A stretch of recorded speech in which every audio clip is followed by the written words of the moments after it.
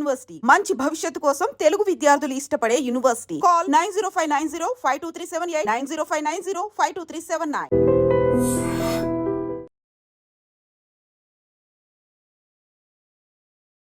Hi, hello, నమస్తే, welcome back to iDream media. ఈరోజు మనతో ఉన్న స్పెషల్ పర్సన్ ఒక మోటివేషనల్ స్పీకర్, పబ్లిక్ స్పీకర్, అలాగే ఫ్యామిలీ కౌన్సిలర్. ఆమె ఎవరో కాదు, మన ఫేవరెట్ రజనీ రామ గారు. ముఖ్యంగా ఒకప్పుడు రియాలిటీ షోస్, అవి సింగింగ్ అయి ఉండొచ్చు, డాన్సింగ్ అయి ఉండొచ్చు, ఏ కేటగిరీలో అయినా సరే రియాలిటీ షోస్ ఒకప్పుడు ఏ విధంగా ఉండేవి, అప్పుడు జడ్జిమెంట్ ఏ విధంగా ఉండేది, అప్పుడు పార్టిసిపెంట్స్ యొక్క మైండ్ సెట్ ఏ విధంగా ఉండేది, ఓటమినైనా సరే లేకపోతే గెలుపునైనా సరే వాళ్ళు తీసుకునే విధానం ఎలా ఉండేది, ఇప్పుడున్న సిచ్యువేషన్లో ఇప్పుడున్న రియాలిటీ షోస్ ఏ విధంగా ఉంటున్నాయి, ఈ వ్యత్యాసాన్ని మనం మ్యామ్ ద్వారా తెలుసుకుందాం. Hi ma'am. Hi. How are you ma'am? Fine. Yeah. So ఒకప్పుడు సింగింగ్ రియాలిటీ షోస్ కానీ, డాన్సింగ్ రియాలిటీ షోస్ కానీ మీరు ఎంతో కాలంగా అబ్జర్వ్ చేస్తూ వస్తున్నారు. అంటే బాలసుబ్రహ్మణ్యం గారు అప్పట్లో పాడుతీగా స్టార్ట్ చేసినప్పుడు చాలా బిగ్ హిట్ అది. అలాంటి షోలో ఎంతోమంది బిగ్ సింగర్స్గా వచ్చి వాళ్ళు చాలా పెద్ద పెద్ద ప్లాట్ఫామ్స్లో సింగింగ్ చేసిన వాళ్ళు ఉన్నారనమాట. ఓడిపోయిన వాళ్ళు కూడా పెద్ద సింగర్స్గా నిలబడిన రోజులు ఉన్నాయి. అయితే ఇప్పుడున్న టైంలో రియాలిటీ షోస్ అంత పాజిటివ్గా ఉండట్లేదు. గెలిచిన వాడు మాత్రమే రియల్ సింగర్ అన్నట్టు, ఒక థర్డ్ లెవెల్లోనో ఫిఫ్త్ లెవెల్లోనో అంటే సెమీఫైనల్, ఫైనల్లో ఎలిమినేట్ అయిన వాళ్ళు అంత గొప్ప కాదన్నట్టు ఇలా ఒక రకమైన జడ్జిమెంట్ బయటకు వచ్చేస్తూ ఉంది.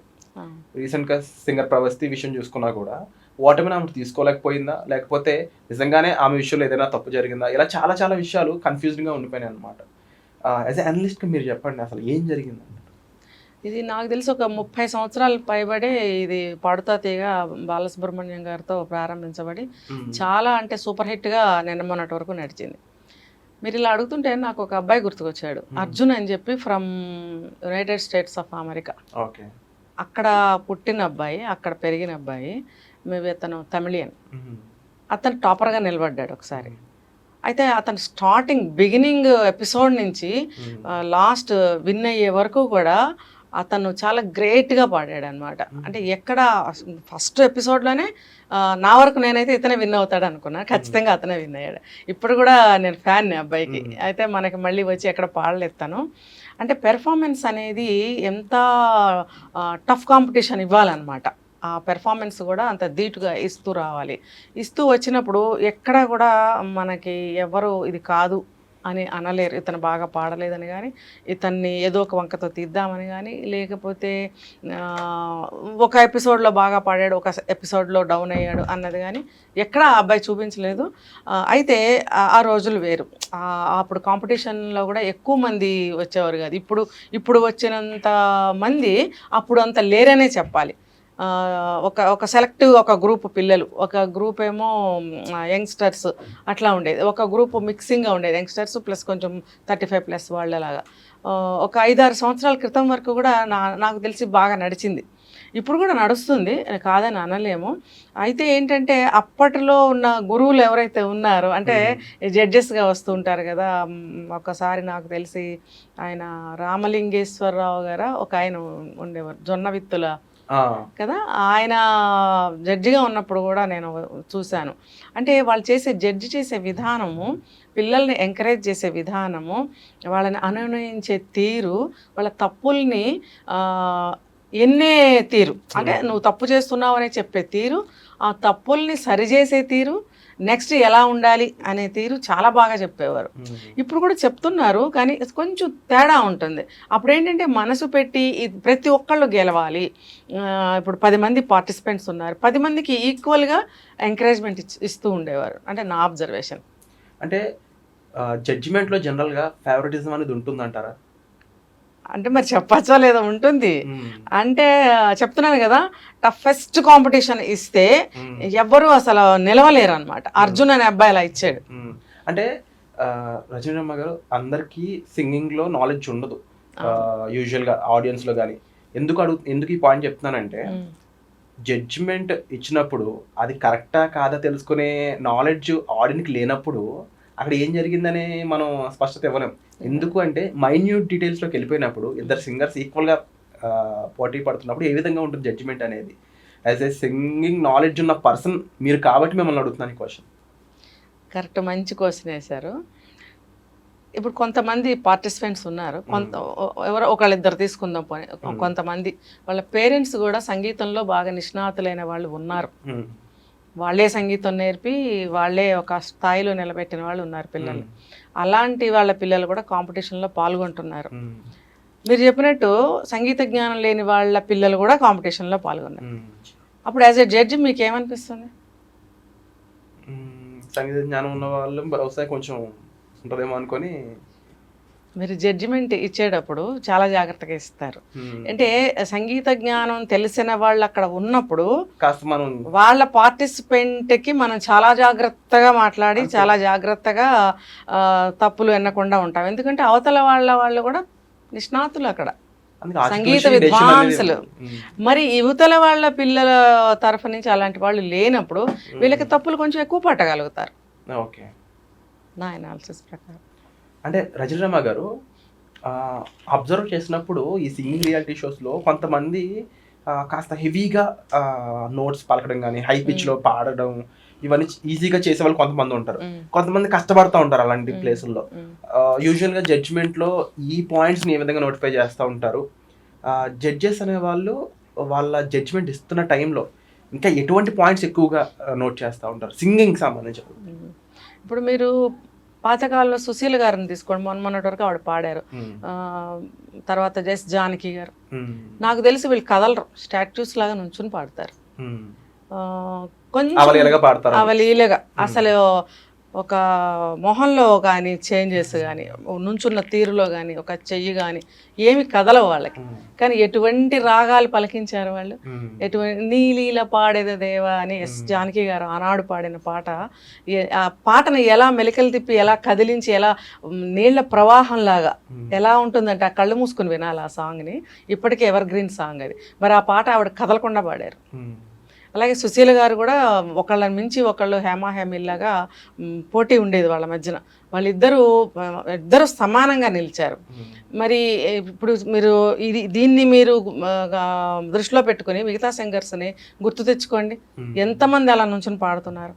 అయితే ఇలా పాడిన వాళ్ళు విన్ అవుతున్నారు. కష్టపడి గమకాలు తీసేటప్పుడు కానీ ఒక ఆలాపన చేసేటప్పుడు తీసేటప్పుడు కానీ హై పిచ్కి వెళ్ళేటప్పుడు కానీ మళ్ళీ లో స్థాయికి వచ్చినప్పుడు కానీ వాళ్ళు చాలా స్ట్రెయిన్ అవుతూ ఉంటారు.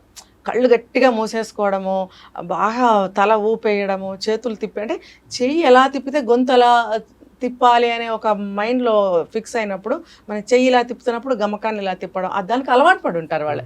ఎందుకంటే వాళ్ళ గురువులు కూడా సంగీతం నేర్పించినప్పుడు ఆ టిప్స్ అనేవి చెప్తారు. వాళ్ళు చెప్పినప్పుడు ఆ చిన్న వయసు పిల్లలు కాబట్టి దాన్ని అలవాటు చేసేసుకున్నప్పుడు ఎంత పెద్ద సింగర్స్ అయినా ఎంత ఏజ్ వచ్చినా వాళ్ళకి అలవాటు అనేది ఉండిపోతుంది. అయితే ఇలా స్టాచ్యూల్లాగా నుంచి పాడిన వాళ్ళు గెలుస్తారు, ఇలా పాడిన వాళ్ళు గెలుస్తారు. మీరు చెప్పండి ఎవరు గొప్ప ఇద్దరిలో? అవలీలగా పాడిన వాళ్ళకి అది స్కిల్ టాలెంట్ ఉన్నట్టు. గొంతును మాత్రమే కదిపి పాడిన వాళ్ళే గొప్ప కదా. మరి అలాంటప్పుడు మీరు మైన్యూట్ విషయాల్ని పరిగణనలోకి తీసుకుని జడ్జిమెంట్ చేసేవాళ్ళు ఈ వేరియేషన్ని చూడరా, చూసి చేయాలి. అండ్ ఇది ఇక్కడ జరగట్లేదు అనేది నాకు అర్థమవుతుంది క్లియర్గా.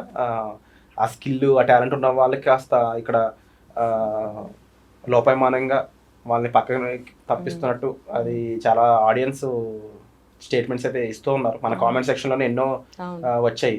ఇలా మీరు చెప్పిన పాయింట్నే నోటిఫై చేస్తూ ఇంత కష్టపడి పాడుతున్న వాళ్ళకి అంత ప్రియారిటీ ఎందుకు ఇస్తున్నారు, అంత న్యాచురల్ స్కిల్తో పాడుతున్న వారికి ఎందుకు అంత ఇంపార్టెన్స్ ఇవ్వట్లేదు అనేది. అయితే ఒకప్పటి ఈ రియాలిటీ షోస్ నుంచి మనం ఏం నేర్చుకోవాలంటారు? ఒకప్పటి అంటే అప్పుడు శిష్యుల పట్ల గురువులకి, గురువుల పట్ల శిష్యులకి కూడా ఒక మధ్యలో ఒక గౌరవ మర్యాదలు అనేవి నడుస్తూ ఉండేవి. పిల్లల్ని కూడా మర్యాద ఇవ్వాలి పిల్లలకి కూడా అనే సంస్కారం ఉండేది పెద్దవాళ్ళల్లో. అలాగే చిన్నవాళ్ళకి ఎటు పెద్దవాళ్ళ పట్ల గౌరవ మర్యాదలు ఉంటాయి. తర్వాత గురువు అనే భయభక్తులు ఉండేవి. అలాగే శిష్యుల్ని ఎలా దారిలోకి తీసుకురావాలి, వాళ్ళని ఎలా గెలిపించాలి, ఎలా పాస్ చేయించాలి అనే గట్టి తపన గురువుల్లో ఉండేది. అది స్కూల్ టీచర్సే కావచ్చు, సంగీతం టీచర్సే కావచ్చు, ఎవరైనా సరే గురువులు. మరి ఇప్పుడు అలా డైల్యూట్ అవుతూ అవుతూ ఆ జనరేషన్ వాళ్ళందరూ మరి పెద్దవాళ్ళు అయిపోయారు, కొంతమంది గతించిన వాళ్ళు, కొంతమంది ఇప్పుడు అటువంటి వాళ్ళు దాదాపుగా లేరని చెప్పుకోవాలి. ఒకటి ఎక్కడన్నా ఉంటే ఉండొచ్చు, కానీ అటువంటి వాళ్ళ దగ్గర విద్యాభ్యాసన చేసే అటువంటి అవకాశం అందరికీ రావాలి కదా. ఎవరు దొరికితే వాళ్ళ దగ్గర సంగీతం అనేది నేర్చుకుంటున్నారు. కాబట్టి వీళ్ళకి అంతంత మెళకువలు కానీ అంత అటువంటి ఆత్మస్థైర్యాన్ని నింపుతూ విద్య నేర్పే గురువులు కానీ మరి ఇప్పుడు ఉన్నారని నాకు అనిపించడం లేదు. ఏదో కమర్షియల్, అంతా కమర్షియల్.